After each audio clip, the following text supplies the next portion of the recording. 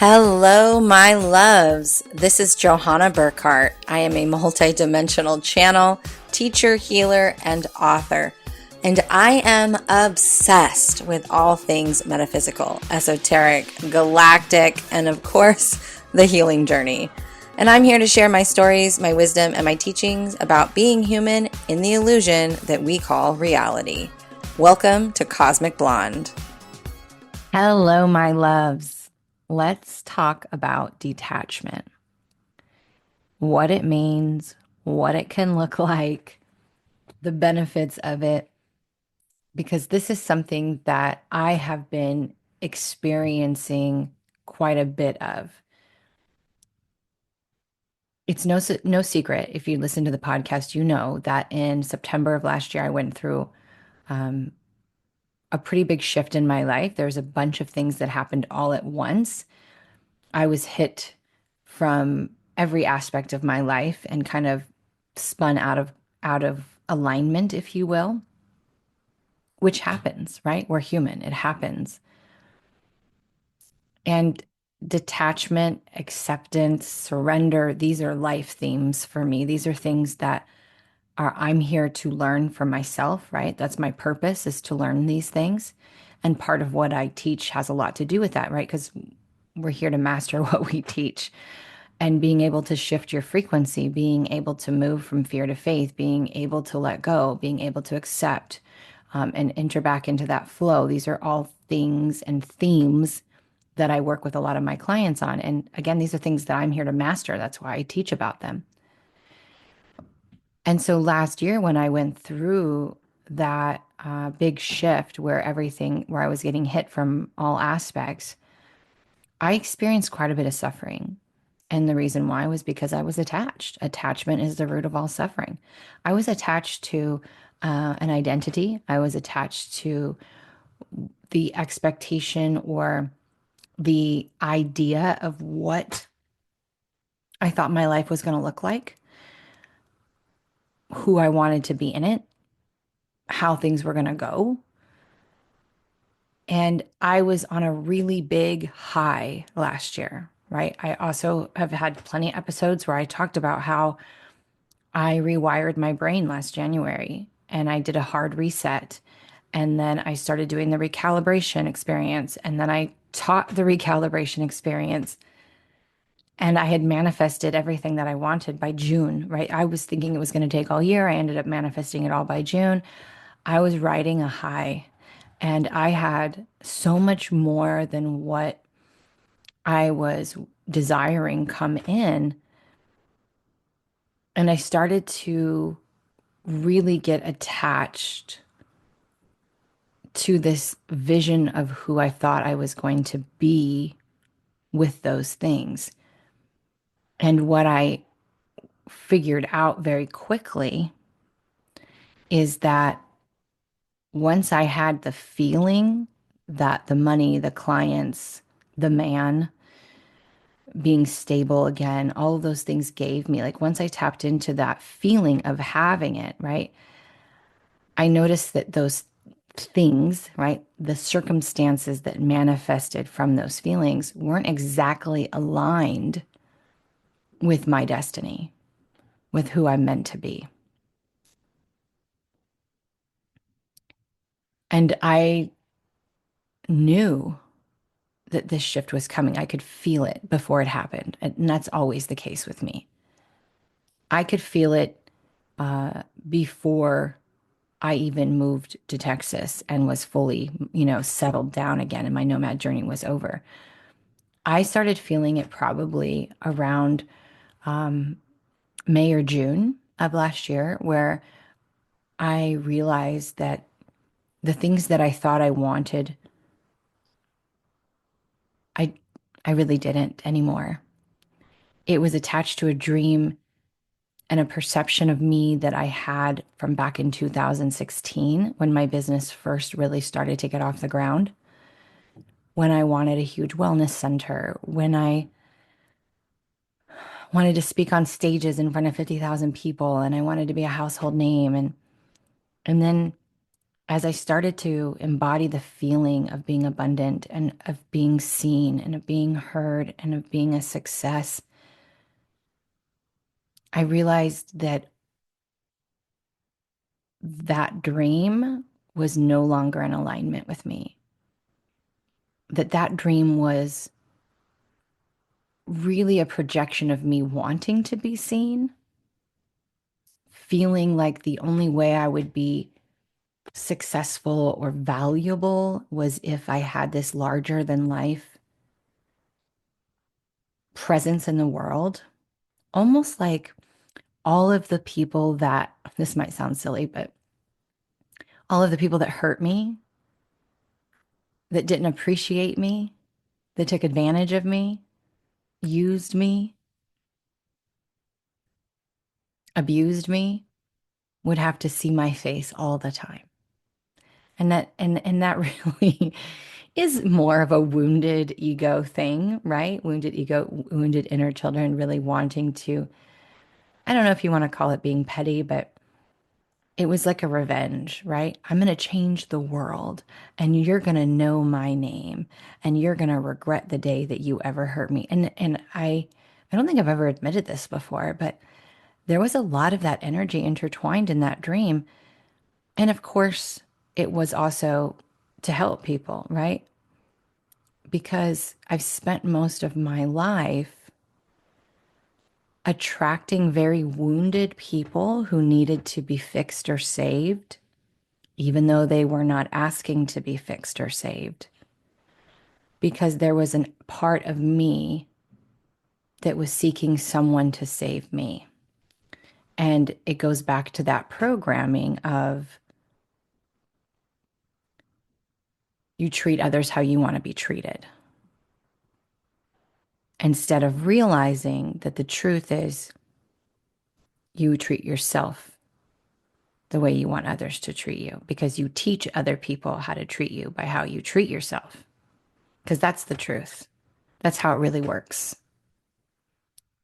And so when I started to really see my worth and see myself, I didn't need to be seen by anybody else. I didn't care to be in front of the masses. In fact, I started to align with this new dream, which the guides have since confirmed is my true path, of being what is known as a kingmaker, is working behind the scenes with the leaders and way showers who are meant to stand on the big stages, who are meant to be in the light of humanity in the big way, right? I'm kind of more behind the scenes. I'm the one who's helping you step into and cultivate that courage, that strength, that confidence to own your power and to step into your mission. The one thing that didn't change is the writing of the books. That is something that was one part of the dream that has remained, and private mentoring, right? That's kind of part of how I'm going to be helping those people is through private mentorship. And so I had this shift where I no longer desired to be live all the time and to be sharing every aspect of my life, and no longer felt this need to prove myself or need external validation or prove my abilities, or what a good coach I am or a good healer I am. I don't know, it just shifted. And I didn't really step into that voluntarily. I think I was just riding the high of life and loving being in that flow because I had been out of it for so long, and I deserved it. Honestly, I deserved that ride. And I don't think it would have stopped if I had switched gears. But again, as every human, we have our moments. We have our potholes, I like to call them. And I fell into a pothole of letting go of that original dream since I had manifested everything.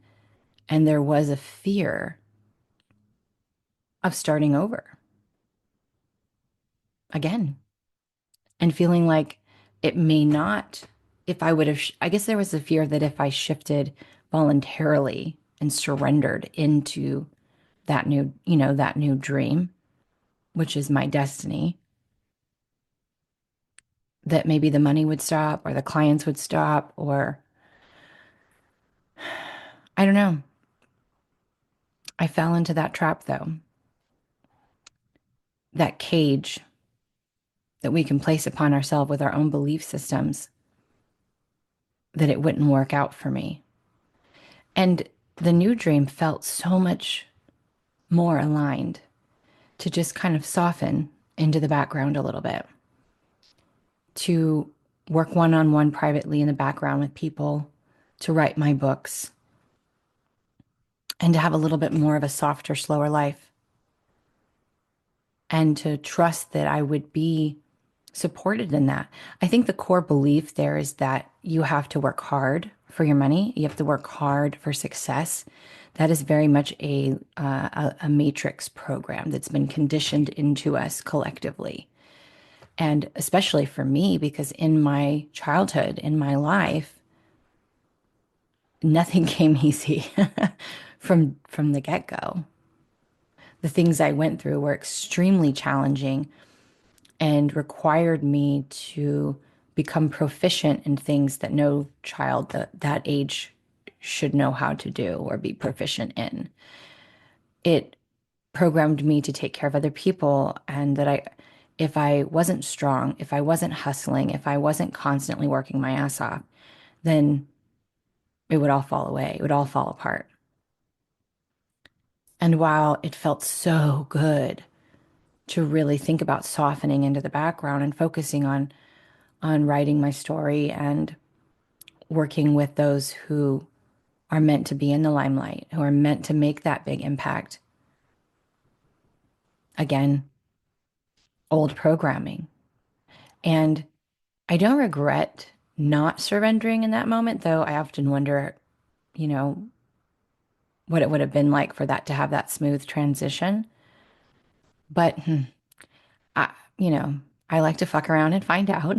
I learned the hard way, and that's okay. I have to blaze a trail. I have to figure things out. I learn through experience and trial and error. And that's reflected, in my human design, right? I'm an emotional manifester. I'm a 1-3. 1-3s always go first. 1-3s generally learn the hard way. And so it's just confirmation that, this is my path. This is my way.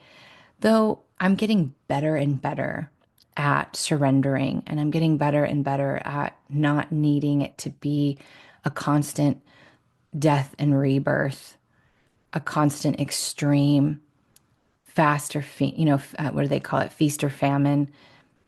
I am done with these cycles. I've been done with these cycles.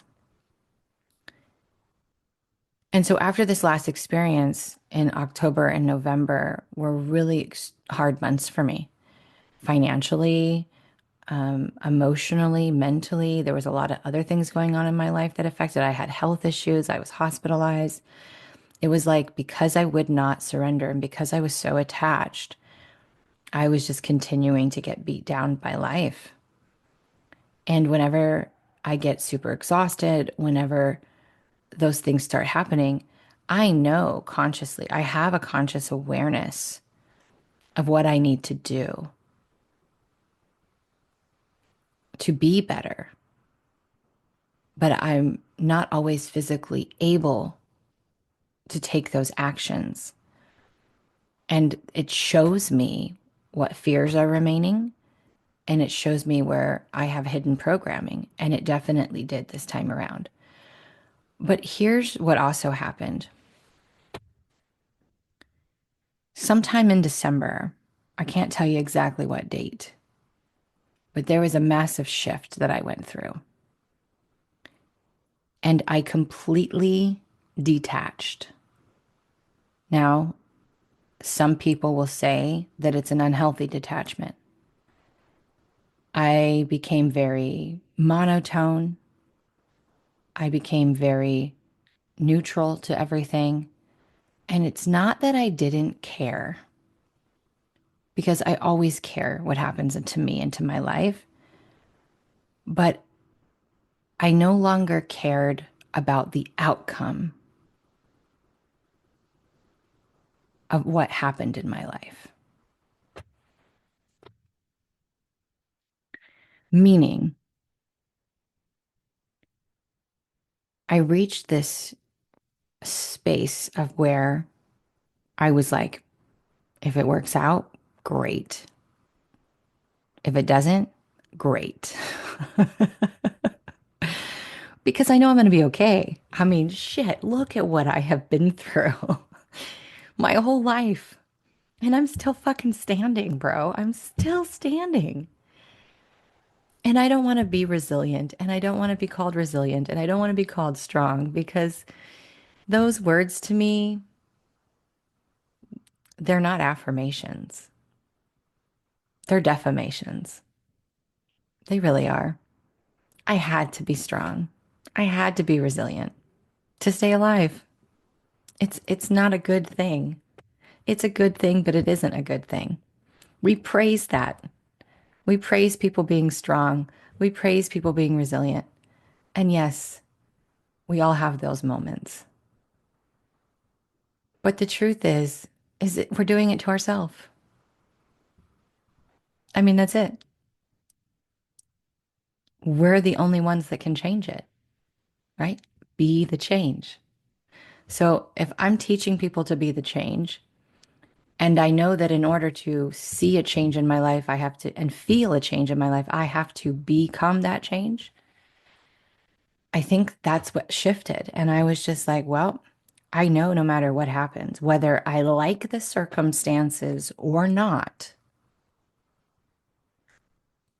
whether I agree with them, I'm thrilled with them or not, I'm going to be okay. So fuck it. I'm going to do what I want to do. I'm going to quit worrying, and I'm just going to let go. And I let go so deep this time that I became a little untethered. And I had no fucks left to give.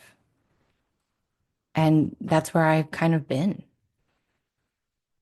I had, was dating. If it worked out, great. If it didn't, okay. If clients came in, awesome. If they didn't, okay. Something will show up. Something will support me. Some opportunity will be there. And I even got to the point to where I was no longer fighting with living or dying. And it's not that I was suicidal. It was that I, whatever was meant to be would be, and I would be okay with it either way. In that detachment, though, I started to get my light back. It didn't happen fast, because when everything went down by the end of September, I had very much lost a lot of my spark. I lost a lot of my light. I was not motivated. I was not inspired. I wasn't doing things to create motivation or inspiration, because those things are not just handed out to you.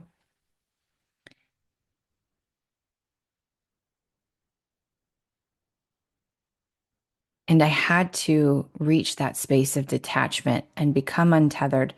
And within a couple of weeks of that, I started to find my light again. And it started to build. Is it as bright as it was last June or July? No, but it's getting there. And it's okay that it's burning slow and building its light, because I'm no longer in a hurry. I'm no longer needing it to be all right now. I'm okay with the steady, stable growth and build while the detachment remains. Because I don't want to get attached to the new things that happen, right? I'm staying very aloof. And that's the true, like, I like to look up definitions, and we all have different definitions, and somebody, there was a word, someone defined it as that, right? So somebody somewhere defined detachment as objective or aloof. And that is very much what I feel that's what detachment is. I'm okay if it stays. I'm okay if it goes. Because I know that if I lose that relationship, there'll be a line of men that will come in after him. They may be good ones in there, there may be not. But I witnessed it happen so many times. And I had to learn the hard way after this last breakup that our relationships, and this is why relationships are so important in life, especially intimate relationships, they reflect back our worth oftentimes, or how we see our worth. We attract what we are, not what we desire. And so in that relationship, as I discussed before, I saw that soft, feminine woman inside of me that I was dreaming of aligning to be. I got to experience being her and seeing that I am worth the effort, the consistency, the man that's leading, that masculine energy that allows me to soften. Someone who looks at me like I'm the fucking prize and treats me as such. And when that went away with his injury and we ended, a part of me believed that all of those things went with it, including that new dream of seeing me step back and lean into my soft girl era and be able to write my books and just do mentoring in the background. I believed it. And I had to realize that all he was doing was mirroring that back to me. He was showing me, yes, this is who you are, because it was so comfortable for me to slip into. It was so comfortable for me. I was like, yes, this is what I want. And when that went away, I thought that that energy inside of me went with it. And of course it didn't. It absolutely did not.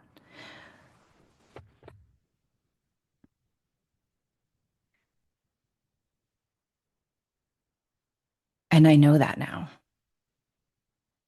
I know that at a level that I've never known it before.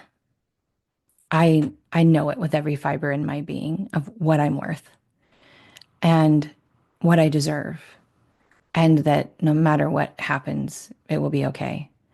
And so the I could lose everything tomorrow again, and I'd be like, well, let's do this new adventure.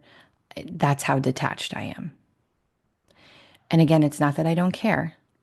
I care what happens to me. I want certain things still. I'm just no longer attached to them. And, if I lose friendships, new friendships will form. If I lose romantic partnerships, new ones will form. If I lose my home, I will find a new one. If I don't have clients, some form of money will show up for me. I just have to surrender and let go and say, Jesus, take the wheel, because obviously was not doing a good job at driving. I was going the wrong way. But what happened was my suffering ended. My suffering ended. I found neutrality first. There was a little bit of defeat at the beginning of that detachment. I've never experienced detachment at this level. I am working with somebody privately about this as well, but I've never experienced this level of detachment before. So in the beginning, I did feel a little concerned for myself because I wasn't sure if it was healthy or unhealthy. But since working I've worked with a couple of people now, I am more certain than ever that it's a very healthy detachment and that it's okay to allow things to come and go and to know, one, that I'm worthy, and two, that it's going to be okay. No matter what, it's going to be okay. And I have to stop trying to make things happen. And I had to let go of the belief that I had to work hard and hustle. I got my insurance license in Texas. I actually, December 3rd, I passed my test and I'm fully licensed now. I paid for it all. What was interesting was, I was so gung ho about this over the summer. And was like, this is going to be another stream of income. And, I'm going to sell life insurance. And I had this dream of like, all my people that I mentor with, or people who go into spiritual business, like it's good for them to know that they can use life insurance while they're living as their own bank. And this is what the wealthy do. And that was kind of the trajectory I wanted to go. I didn't really want to do health anymore. I am disgusted by the health insurance industry, and it makes me not proud to hold a license because I don't align with what these insurance carriers are doing to people, including myself. And I don't feel that way about life insurance, but I definitely feel that way about health insurance. And of course, PNC, home and auto, even though I'm not licensed for those. And I could tell when I was doing my training how much it exhausted me, that it was not the path for me. But because I started it, and I have a tendency to start things and not finish them in the past, I finished it. I became licensed. I don't know what I'm going to do with it. I don't know if it's going to be another stream of income. So right now I'm just sitting on it. But it's another example of we we shift and change, right? And I already have multiple streams of income. They may not all be abundantly flowing streams, but they are streams. And there's ways that I can enhance them. And that's what I have pivoted to. And I know that my next book is going to be successful. I just know it is. And the paths and opportunities and things are going to show up for me. I don't have any worries about it now. But in that detachment, not only did I stop suffering, but as we shifted into the beginning of the year, I've brought on 4 new private mentor students. I've had a huge influx in clients again. And I'm really not doing anything different. I'm just continuing to put myself out there. I don't go live as much anymore, and I'm focusing on writing, though I haven't had a lot of time to write. But that's, I'm transitioning into that new identity and continuing to own my soft girl energy. And in that, I attracted a relationship with somebody who was even more consistent and put in more effort than the guy over the summer, who has a secure attachment. You can very much tell he's has a secure attachment, and also started to be a slow burn. I don't think it's going to go anywhere long term, just because there are some things that don't align. But again, I'm super detached. Where in the past I would get attached to relationships very quickly. And I was still playing out a lot of that anxious avoidant role, even though I'm disorganized, right? Or so I would play the avoidant, they'd play the anxious one. And there's nothing wrong with that either. Please know that. different topic, but you can be an anxious and avoidant and come into a secure attachment together if you're both willing to do the work. It's very, very, very possible. But I've learned so much about myself in dating. I've had so much growth in my attachment style with dating. And I'm really glad that I didn't give up on it, though I really wanted to. But as someone who's here to learn detachment, it's been a lifelong lesson. I hope this sticks around. But if not, I definitely know how to access it and to bring it back up. And I'd much rather live in a detached place where I'm not really concerned about how things work out.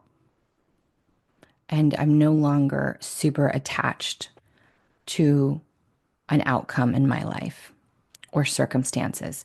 You know, oftentimes they say high achievers, and I'm definitely a high achiever. I've had high expectations for myself since I was a small child. Again, I had to do things that most children don't know how to do. And so that creates a high achiever, that creates a hustler, that creates a very masculine alpha energy. They often say that high achievers are always disappointed. And I can concur. But living from the detached place, it's not really a disappointment anymore. It's more of like, okay, like it's not aligned for me. It's not meant for me. Something better's coming in. And I just don't see it or know it yet because my circumstances haven't reflected it back to me.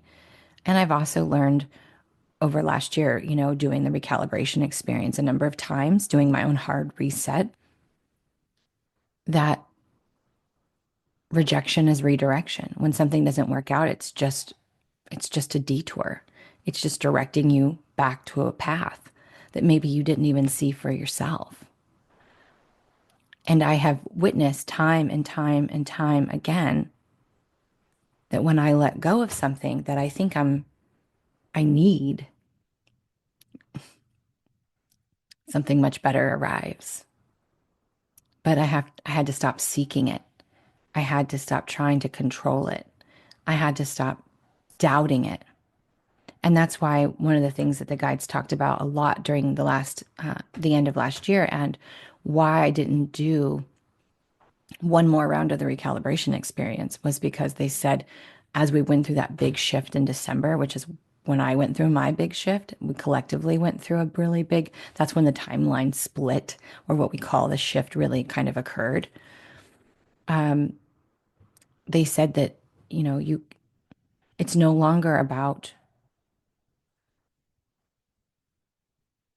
trying to just feel the feeling and praying that your circumstances reflect you back. It's about no matter what the circumstances are, you have shifted. You are now able to respond instead of react. You are not attached to those circumstances. You understand that those circumstances are based upon past belief systems, and that even if you keep attracting this similar circumstances or situations, what really changes everything is your response or reaction. And this is something I've been talking about for freaking 10 years now. And so is a lot of other people. But it gets to a point to where you realize that at a depth of inside of you that maybe you couldn't conceive before. I've talked about this before, where it's like people come to me and say, I have such good boundaries and I've been practicing, but yet I keep attracting people into my life that want to take advantage of me or who want to violate my boundaries. And it's like, it doesn't mean that those people still don't show up. Those circumstances still don't show up, but it no longer affects you. You're detached. It doesn't rile you up. It doesn't trigger you. You're like, okay, nope, you're not for me. I'm going to go ahead. And if that means I lose you, that's okay. Goodbye. It's you trusting in you you believing in you and being so secure and so confident in who you are and what you believe that you don't need to prove. You don't need to fight. You don't need to defend. You're like, okay, well, that's a no for me. I wish you the best. And they're either going to shift and change and respect your boundaries or they're going to fall away. But it no longer affects you. And when things no longer affect you, that's when they start to demagnetize because you're just allowing it to leave. You're allowing it, you're just in that flow. You're letting it flow on by you. You're like, okay, I'm going this way. I'm not going to let you stop me. I'm not going to stop and fight you or defend myself or just defend my worth, right? You only defend what you doubt. And so I'm really starting to see and appreciate the fact that I had this moment of complete detachment. And it did occur around the same time we had the big collective shift. And so I don't know if there's anyone out there who is experiencing this and maybe going, what's wrong with me? Right? You may not have this zest or passion for life anymore. You might not be super excited, but you're also not sad or depressed. Like, I'm not sad. I'm not depressed. I'm detached. I'm aloof. I'm cool if it happens. I'm cool if it doesn't. Will I be disappointed? Will there be a level of, that's a bummer? Sure, of course. But I ain't holding on to it anymore. And I know that something better will come in because it always does. It always, always, always does. And so I'm curious if there's anybody else out there who's experiencing or who had or is experiencing or felt that shift in December inside of them in the same way. So if it is you, I'd love to hear from you. And I wanted to put this out to let you know if this is you that it is okay and it maybe is healthy. And again, it's not that you don't care. You're just, no matter what, everything's going to be okay.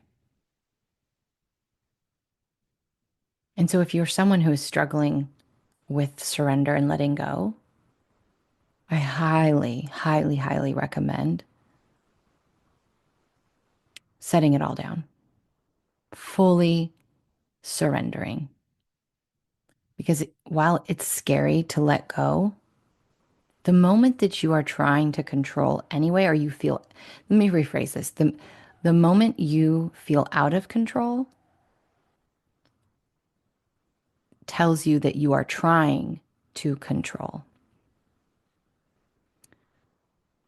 That's why surrender is the most powerful energy to be, because it's the most potent control. It's the only control that you really have. It's controlling your state of being. So surrender is the ultimate control because you're controlling your inner state of being and you're letting go of suffering.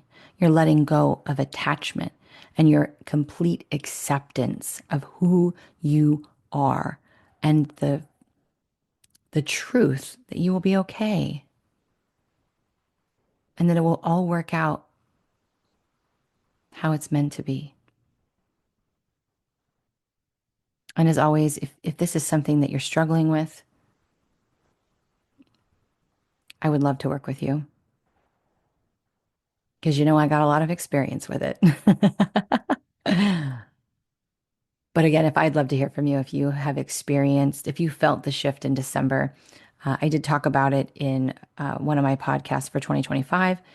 I did also I think I did a small energy update on for December on YouTube, and it might have been on the podcast as well. But if you felt that shift, or if you also felt that shift and feel yourself in that energy of complete detachment, I'd love to hear from you in the comments.